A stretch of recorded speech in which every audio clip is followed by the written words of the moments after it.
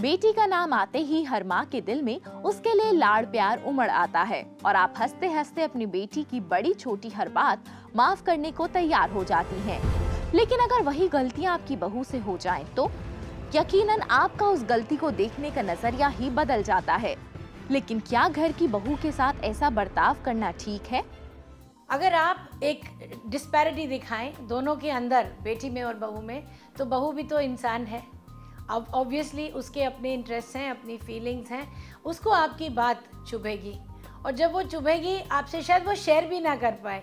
क्यों? क्योंकि उसे लगेगा कि मैं कुछ कहूँगी तो मेरी मदर इन लॉ शायद मेरी हंसी ना उड़ाएं या मेरी बात को कहीं टाल ना दें, इसलिए वो आपसे फ्रैंकली बात भी नहीं कर पाएगी। और जब वो फ्रैंकली आपसे बात नहीं करेगी तो क्या होगा, आप दोनों के बीच में जो कम्युनिकेशन चैनल है वो धीरे धीरे करके जो है वो ख़त्म होता जाएगा और मिसअंडरस्टैंडिंग्स दिन प्रतिदिन बढ़ती जाएंगी।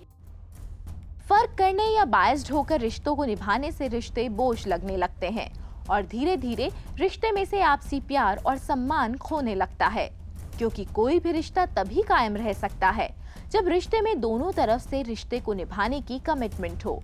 इसी तरह अगर आप भी अपनी बहू के साथ बायस्ड बिहेव करेंगी या उसे हमेशा पराई बेटी की तरह ट्रीट करेंगी तो वो भी आपके साथ वैसा ही बिहेव करने लगेगी और इसका सीधा असर आपके परिवार और रिश्तों पर पड़ेगा।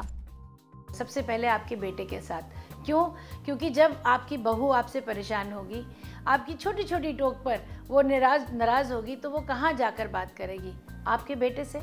आपका बेटा यानी कि उसका पति, वही तो एक इंसान है जो उसे सुनेगा और जब वो उनसे बात करेगी तो आपका जो बेटा है शायद आपके खिलाफ हो जाए, आपसे बात कर भी सकता है और अगर ना करे तो अपनी वाइफ को सुनकर वो हर बात के लिए आपको ही दोषी मान सकता है। इससे आपके रिलेशंस खराब हो सकते हैं।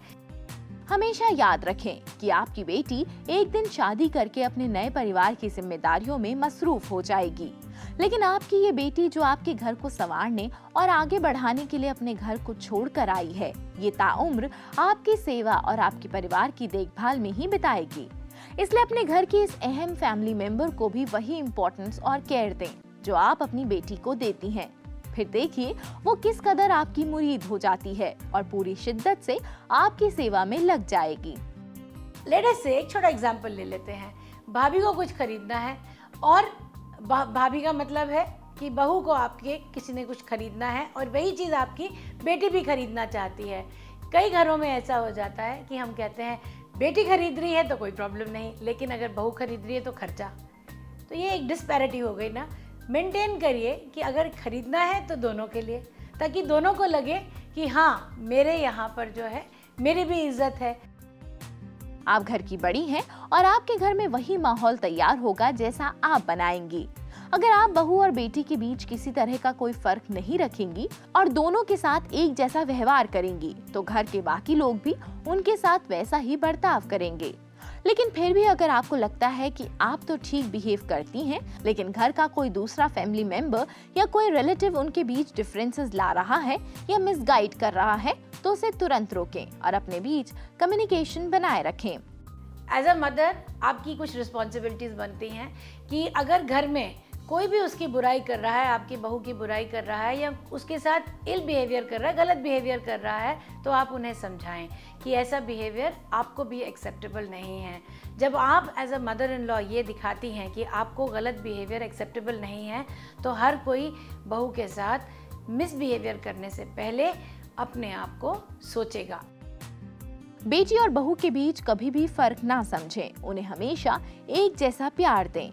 इससे न सिर्फ आपके घर का माहौल अच्छा बनेगा बल्कि आपको आपके घर में ही बहू के रूप में एक ऐसी बेटी मिल जाएगी जो हर सुख दुख में आपका साथ निभाएगी।